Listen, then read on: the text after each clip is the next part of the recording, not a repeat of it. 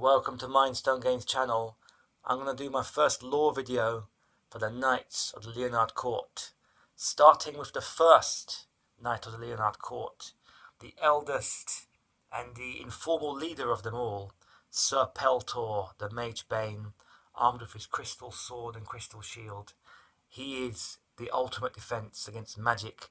He's the shield of Aldrian King and the last line of defense. Now, Sir Peltor is universally respected and loved. He has no enemies, only friends. He's light aligned, but he's not a Puritan, he's not a Paladin. He's quite chilled out for the most famous knight in Arcanay, and he exemplifies duty and courage and sacrifice, and whilst being totally egoless. So he's very, very respected. He's also a great defensive general as well. He fought in the siege of Caerleon and was literally the last line of defence for Aldrian King. Then we have Sir Ulhadar the Dark. Now, Ulhadar is obsessed with sorcery. He's a mage knight, or a knight magus. He focuses on the darker aspects of the cosmos. He's a very deep philosopher, brilliant mage, always brings his apprentices with him. He was instrumental in the Battle of the Feywood in defeating the Barons, who were trying to poison the mana pools, and he brought Feywood into the war and helped relieve the siege of Caerleon, so he's very famous. His knights tend to have hammers, heavy axes and weapons like that. They're far from the noble ideal, but they're very effective. And speaking of very effective, we have Sir Falcon, who is from House Drakensberg, who somehow ended up in the Lyonard Court. He's only got one follower, because there's only one person insane enough to follow this nihilistic aristocrat. Sir Falcon basically has no ideals, no morals, nothing. He's just a thug in plate armor, but he's so useful and so fearless in combat that he basically sticks around and people put up with him. But he is sometimes not good for morale because he's so amoral and nihilistic. So he's a bit of a double-edged sword, or double-edged axe rather. And then we have Sir Sirahad the Broken.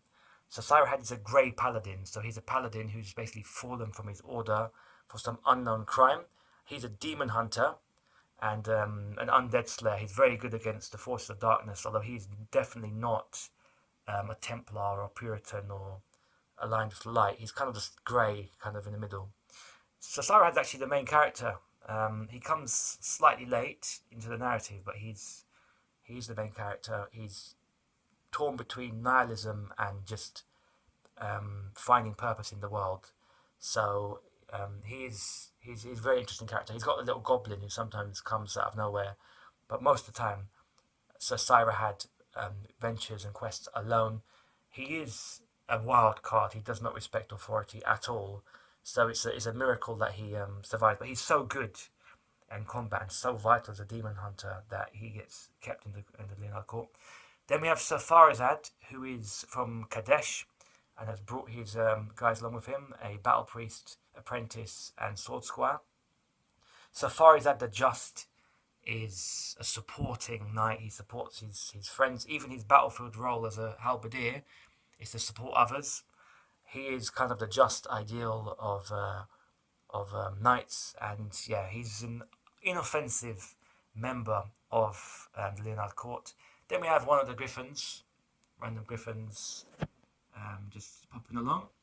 And then Sir Remy the Indomitable, the hero of Grondel. He was the defender of Grondel when they got attacked by wolf-worshipping barbarians who were fooled into attacking the kingdom. So Remy is very merry and very jolly. Nothing can break his spirit. He is, of all knights, he lifts the spirit of his comrades more than anybody. He's fearless. He laughs in the face even of death. He is just always jolly and merry. And look, his squire is always playing a tune on his trumpet, and his battle priest is always raising people's morale. Sir Remy with his bardiche, the mere sight of him will uplift even the most failing heart. Then we have Sir Kira. She has Horde Slayer, which is an old elven blade, and her retainers. Sir Kira is one of the most prominent women in the Lyonard Court. She is bold, she's a frontline fighter, and she's definitely more light aligned. She's a very prominent character. Then we have some knights without squires. These are just relative newcomers. They're going to build up their followers soon, and I shall discuss them when it happens. Then we have some squires who lost their knights, or who never had them to begin with in this guy's case. But these two lost their knight, and they're kind of still in the Lyonard court, kind of waiting for a new master to come along or to get promoted to knights themselves. Then we have Sir Achilles, who is a relatively young, relatively unremarkable knight at the moment. He's quite new to the Lyonard court with his apprentice. We have Sir Valkainen, who is from the Frost of the North, who's relatively new as well. He's very good in winter warfare. Small man, very small man, but very brave and brutal with his axe. He's great. A bit of a stealth knight actually. He's quite good on them stealth missions.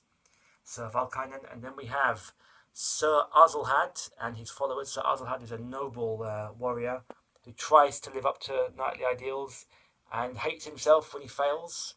Has a very guilty mind. He's a Dracurim, a winged Dracurim, which is kind of like a dragon man.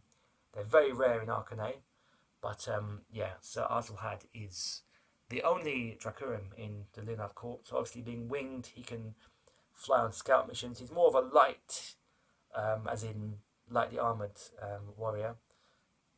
So yeah, he's very useful to have around for those times we need to fly up into the battlements or go scouting.